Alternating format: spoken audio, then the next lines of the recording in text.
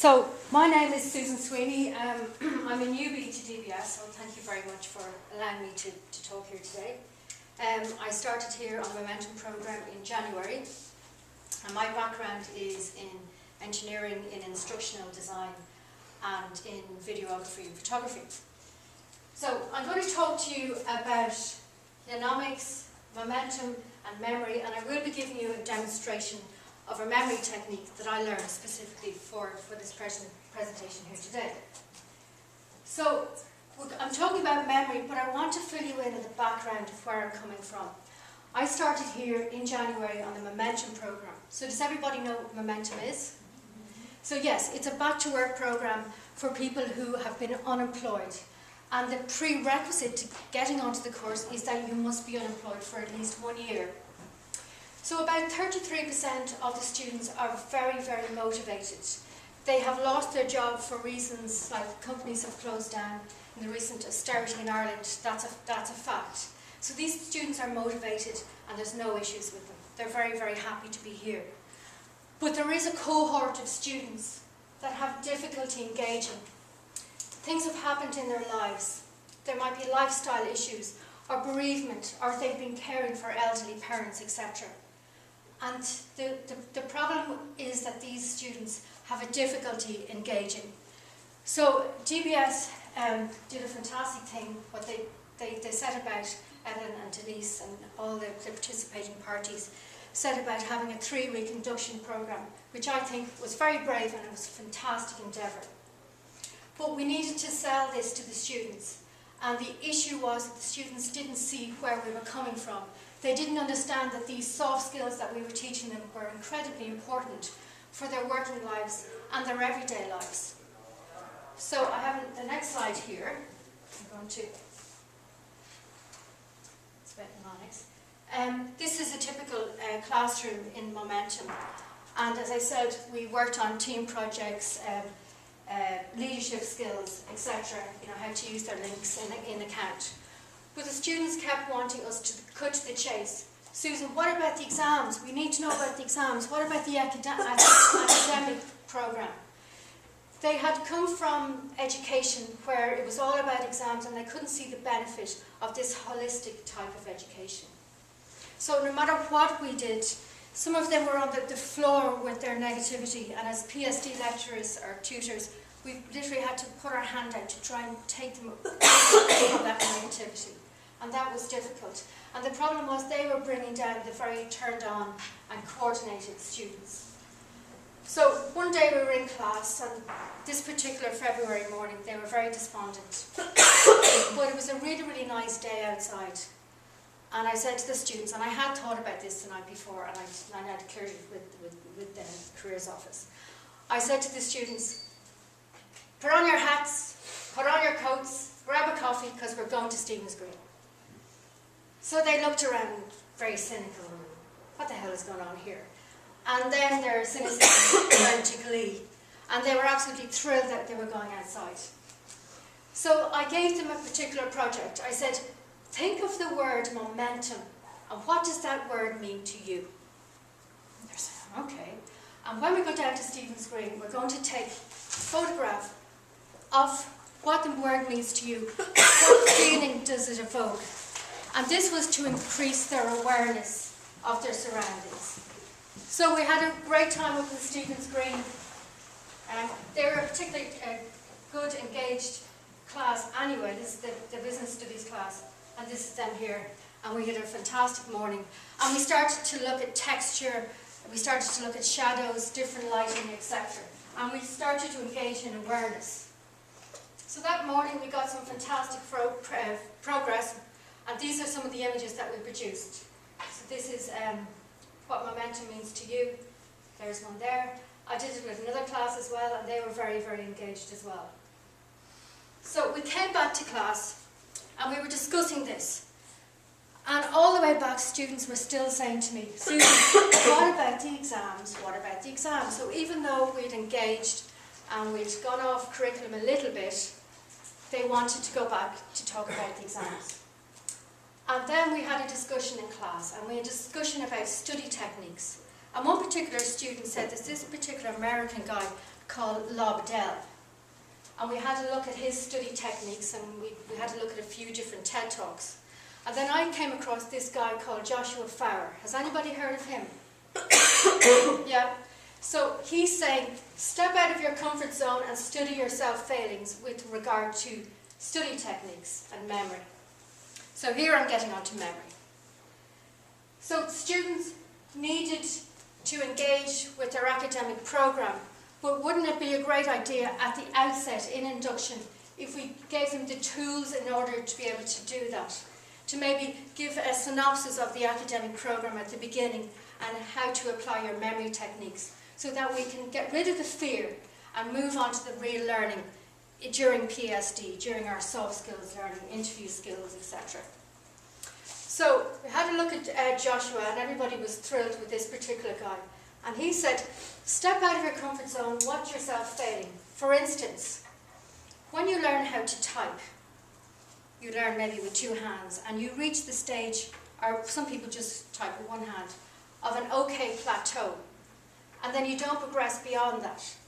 Or when we learn how to drive, right, we learn that, okay, this foot is for the clutch, and then I need to press in the clutch in order to change the gear, I need to position myself on the road, etc.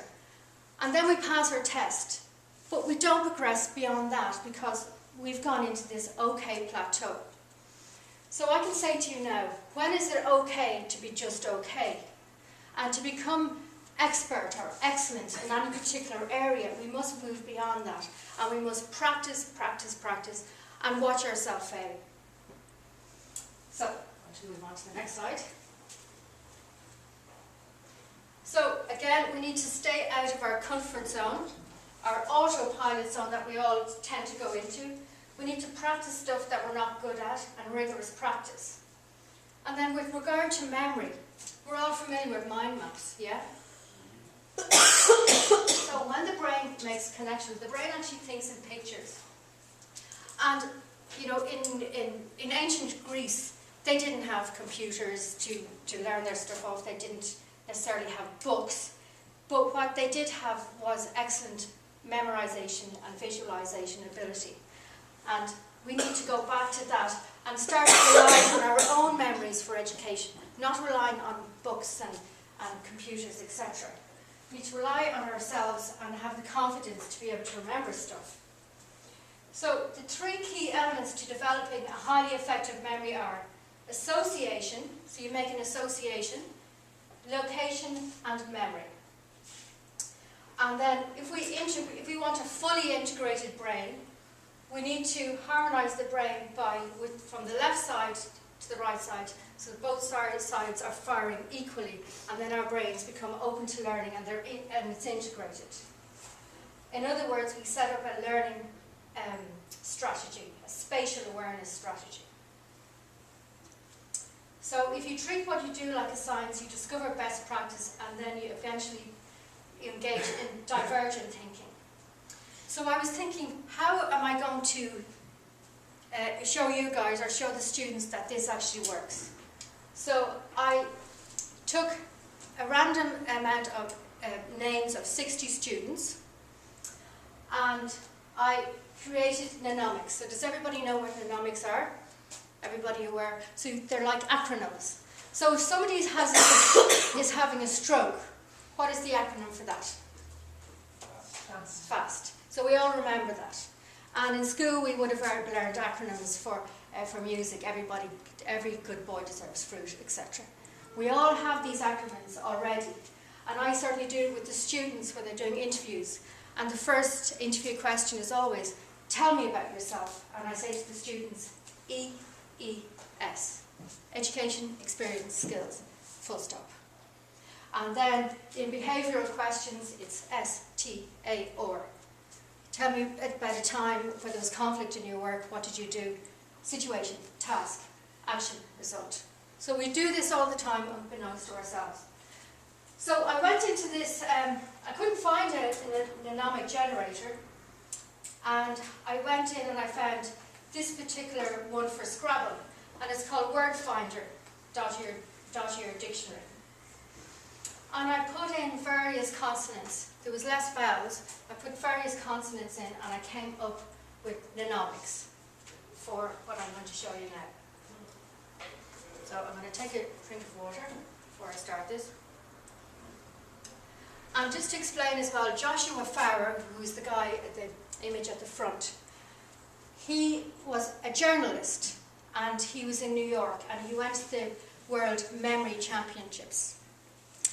And he just went as a journalist to find out what the hell is this all about. And are these guys savants, or are they just geeks, or what's happening? Why are they memorizing all this stuff? And so he went along and he decided to engage in it himself, because he discovered that these guys weren't savants, they weren't overachievers, they were just normal guys who did this. So he set himself a task to do this. And the next thing, he won the championships the next year. So I'm going to emulate our Joshua. God help me. And normally what they do is they wear these headphones to cut out sounds, but I think you guys are fairly quiet. And then they wear these glasses so that they can cut out all visuals. So if you'd like to follow me from left to right, the names are above the student images. Wayne, Angela, Louise, Liam, Stephen. Gemma, Aileen, Rachel, Darrell, Emily, Nadine, Sarah. Jonathan, Eloise, Evelyn, Peter. Connor, Ashleen, Taz, Tanya, Ashleen, Isak, Laura, Ona, Rita, Lee, Ahmed, Nikita, David, Maisie, Marek, Simon, Ahmed, Nicole, Darius, Simon, Clyde, Richard, Arthur, Thomas, Carmen, James, Uriel, Miguel, Pieter.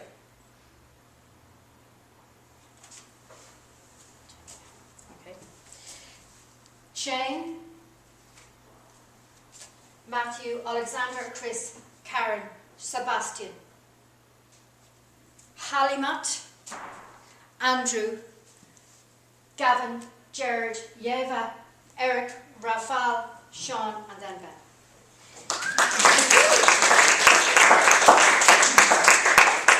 So, I'll just show you how I managed to do that. And it's about making an association. So if I'm thinking of somebody's name, there's a lecturer here called John Mullany.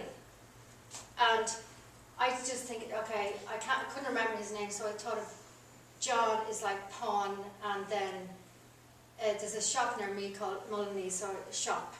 So, you know, you just make that association. So you see that image then before you see the person.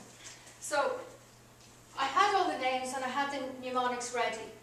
But then I needed to make an association. So there's walls there. So Wayne, Angela, Louise, Liam, Stephen. Then underneath you have gardens. So the association is outside the garden you have a wall. And then you go into the garden. Gemma, Aileen, Rachel, Darrell, Emily, Nadine, Sarah. And then in the garden you have a lovely big jeep there. So that's Jonathan, Eloise, Evelyn, Peter. Beside the jeep we've got a cat. So as long as the associations are strong, you will remember. Now there is an issue here. Okay, we've got sand, and what happens when sand gets into you? You start scratching and then you jump. But then I was running out of consonants and I had this word smocks, but there was no association. So I just said, right, after you jump you see this big huge bag of smocks that somebody had left there. And then I had the word hagglers. Well, how am I going to make a connection there? So I bring the smocks down to the market because there's hagglers in the market. So as long as the connections are strong, you will remember. And you saw that I failed a little bit there on the smocks because that isn't a particularly strong association. So then again, here it is here. And what I would propose that the likes of Microsoft or Apple or whomever would do is put some kind of a mnemonic generator in their systems. And there's one I've kind of created for them there, an image of one anyway.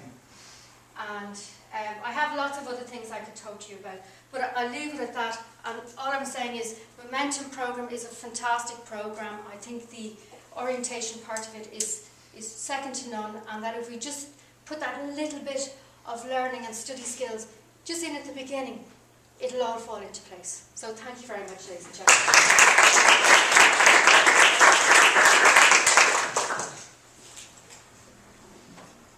Oh, I didn't go over too much.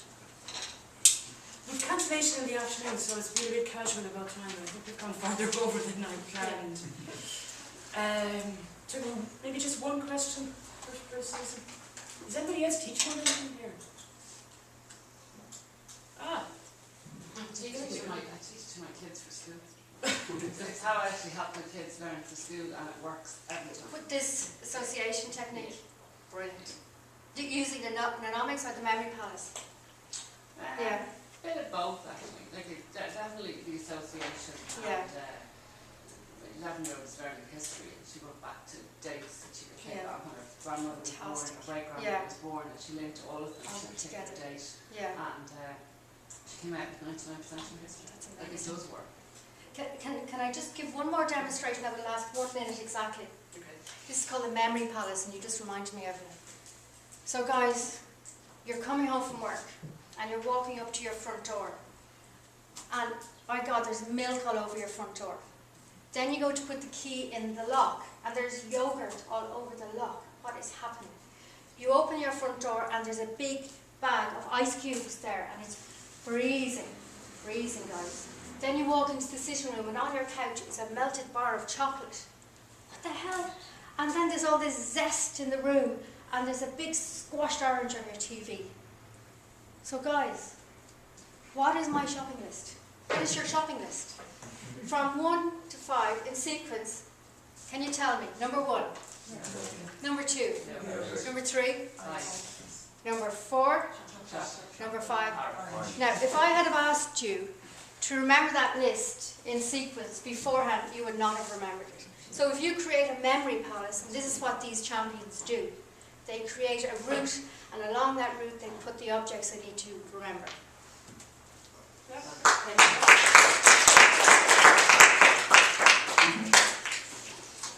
Okay, so time's now just gone half-past. So we have some tea and coffee and biggies, hey, chocolate ones too. So we just have a short break and maybe 10 minutes, come back at around 1:45.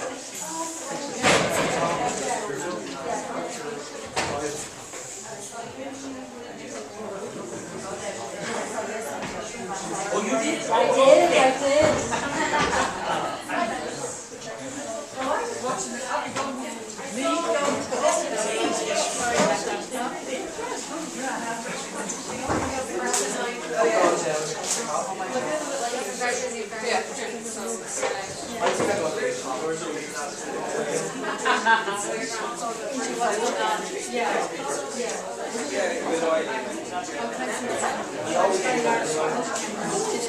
Just wrap up okay. Thank you. Yeah, easy.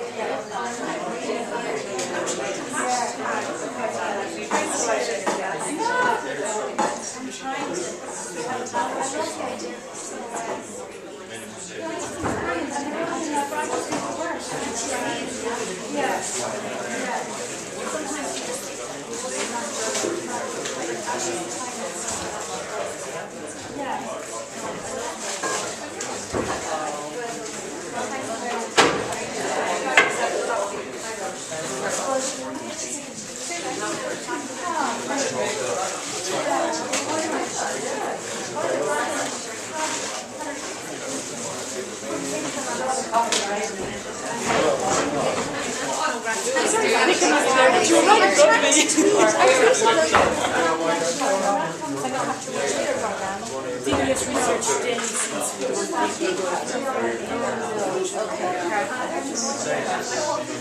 Sorry guys.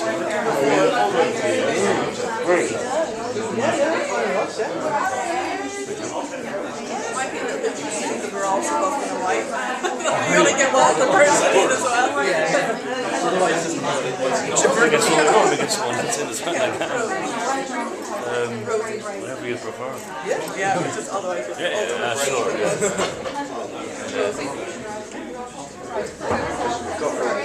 Like a white photo, like, so, okay, we're hoping a white photo. Yeah, yeah. Yeah, good idea. You know what they could take like? That's why it's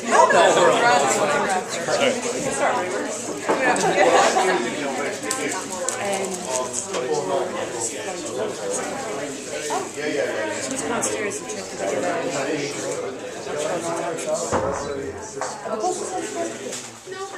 Just check to be sure. That's me off there then. Thanks a lot. How are you getting on? Yeah, thanks. I'm still recording. Trying to find a good